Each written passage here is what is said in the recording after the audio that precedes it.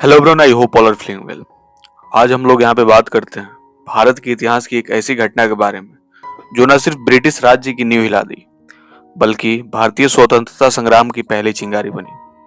जी हाँ, हम बात कर रहे हैं 1857 के विद्रोह की, जिसे कुछ लोग सिपाही म्यूटिनी कहते हैं तो कुछ इसे भारत का पहला स्वतंत्रता संग्राम भी मानते हैं। यह विद्रोह सिर्फ एक सैनिक विद्रोह नहीं था बल्कि आर्थिक, राजनीतिक, सामाजिक और धार्मिक असंतोष की एक बड़ी लहर थी जो पूरे उत्तर भारत को अपनी चपेट में ले ली। इस वीडियो में हम लोग विस्तार से जानेंगे विद्रोह के कारण, प्रमुख घटनाएं, नेता, ब्रिटिश की प्रतिक्रियाएं और इसके परिणाम के बारे में।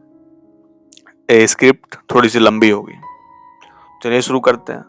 1857 का विद्रोह समझने के लिए हमें पीछे जाना पड़ेगा और ब्रिटिश ईस्ट इंडिया कंपनी 1612 में भारत आई थी, शुरू में व्यापार के लिए, लेकिन 1757 में प्लासी की लड़ाई और 1764 में बक्सर की लड़ाई के बाद कंपनी ने बंगाल, बिहार और उड़ीसा में राजस्व वसूलने का अधिकार हासिल कर लिया।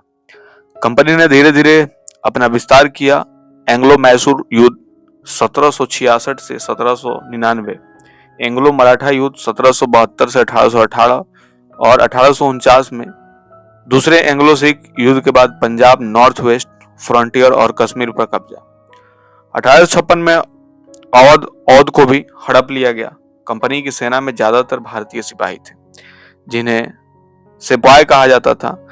बंगाल आर्मी में करीब 3 लाख सिपाही थे जबकि ब्रिटिश सैनिक सिर्फ 50,000। लेकिन कंपनी की नीतियां भारतीयों को परेशान कर रही थी। 1806 में वेल्लोर म्यूटिनी जैसी घटनाएं पहले भी हो चुकी थी, जहां वर्दी के नियमों से हिंदू और मुस्लिम सिपाहियों को असंतोष फैला। कंपनी भारत को सिर्फ व्यापारिक कॉलोनी नहीं बल्कि साम्राज्य बना रही थी। विद्रोह एक घटना से नहीं हुआ बल्कि कई कारणों का संचय था। इनको हम लोग विस्तार से देखते हैं। सबसे पहला था आर्थिक कारण। कंपनी की भू राजस्व नीति बहुत कठोर थी। जमींदारों और किसानों पर भारी टैक्स लगाया जाता था जिससे वो कर्ज में डूब जाते थे। पारंपरिक उद्योग नष्ट हो रहे थे और अवध के एनेक्सेशन के बाद सिपाहियों की विशेष सुविधा छीन गई। साहूकारों पर गुस्सा फूटा क्योंकि वो जमींदारों की जमीन हड़प रहे थे। डॉर्किन ऑफ लैप्स नीति से अगर कोई राजा बिना वारिस मरता तो कंपनी उसकी रियासत हड़प लेती थी। नाना साहिब और रानी लक्ष्मीबाई जैसे लोगों की इससे नुकसान हुआ। अवध के एनेक्सेशन के तालुकादारों की जमीन छीन गई। जनरल सर्विस एनलिस्टमेंट एक्ट 1856 के नए सिपाहियों की सेवा करनी पड़ी जो उच्च जाति के सिपाहियों के लिए धार्मिक समस्याएं थी। पदोन्नति धीमी थी और ब्रिटिश अधिकारी बढ़ते जा रहे थे। ब्रिटिश सुधार जैसे सती प्रथा पर रोक और विधवा पुनर्विवाह को कानूनी मान्यता भारतीयों को ईसाई धर्मांतरण की साजिश लगते थे। न्याय व्यवस्था पक्षपाती थी और शिक्षा नीति से धार्मिक शिक्षा हटाई गई। लड़कियों की शिक्षा को विवादास्पद माना जाता था।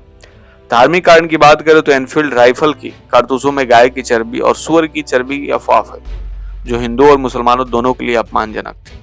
सिपाहियों को दांत से कारतूस खोलनी पड़ती थी। मिशनरियों को मौजूदगी में धर्मांतरण का डर था। पांचवा जो कारण था सैनिक कारण। बंगाल आर्मी में उच्च जाति के सिपाही थे जैसे ब्राह्मण और राजपूत। वेतन कम था और विदेशी सेवा से बेटा भत्ता खत्म हो गया। ब्रिटिश अधिकारियों से संबंध बिगड़ रहे थे। सिपाहियों की नस्लीय रूप से नीचा माना जाता था। एक कारण मिलकर एक ज्वालामुखी बन गई जो 1857 में फूट गया। विद्रोह की शुरुआत 10 मई 1857 को मेरठ से हुई।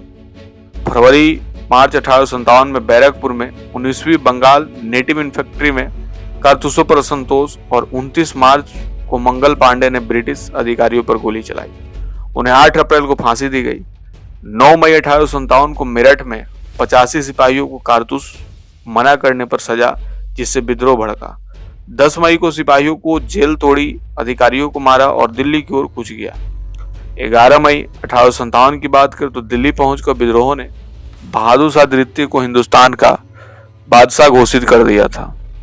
जून 1857 में कानपुर में नाना साहिब के नेतृत्व में घेराबंदी। 27 जून को सती चौरा घाट पर नरसंहार और 15 जुलाई को बीबी घर में महिलाओं और बच्चों की हत्या हुई। जुलाई में ब्रिटिश ने कानपुर वापस ली। जुलाई और सितंबर 1857 में दिल्ली की घेराबंदी। ब्रिटिश ने 14 सितंबर को हमला कर दिया और 20 सितंबर को बहादुर शाह को गिरफ्तार किया गया।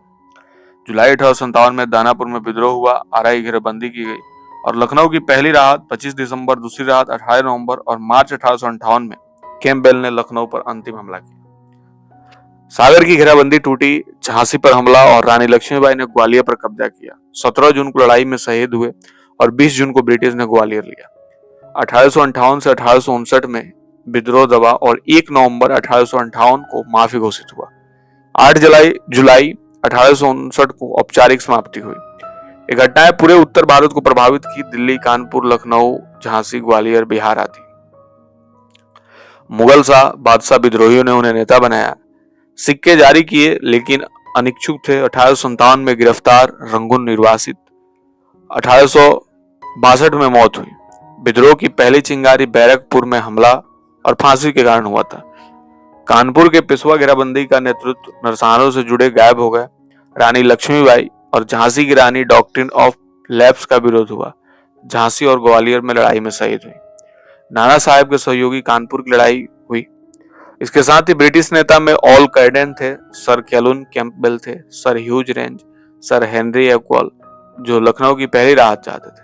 ये नेता इतिहास के हीरो और विलेन बने। नेपाली मदद जंग बहादुर राणा थे।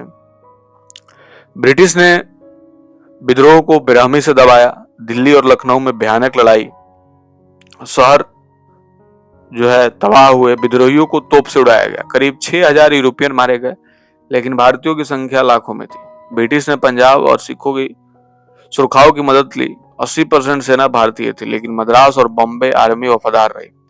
दमन के बाद लूटपाट और गांव जलाए गए। विद्रोह ने ईस्ट इंडिया कंपनी को खत्म कर दिया। 1858 के गवर्नमेंट ऑफ इंडिया एक्ट से शासन कानून को ट्रांसफर और क्वीन विक्टोरिया की प्रोक्लेमेशन में भारतीयों को समान अधिकार मिले।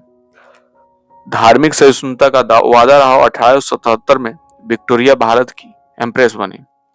सैनिक परिवर्तन की बात करें तो बंगाल आर्मी घटाई गई और मार्शल रेस जैसे सिख और गोरखी भर्ती बढ़ी।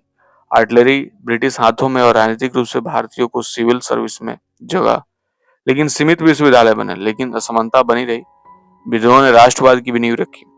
इतिहासकार इसके अलग अलग देखते हैं। ब्रिटिश इसे सिपाही म्यूटिनी कहते हैं, जैसे लॉर्ड पामस्टन ने 1857 में संसद में कहा, मात्र सैनिक विद्रोह, लेकिन बेंजामिन डिसरेली ने इसे राष्ट्रीय विद्रोह माना।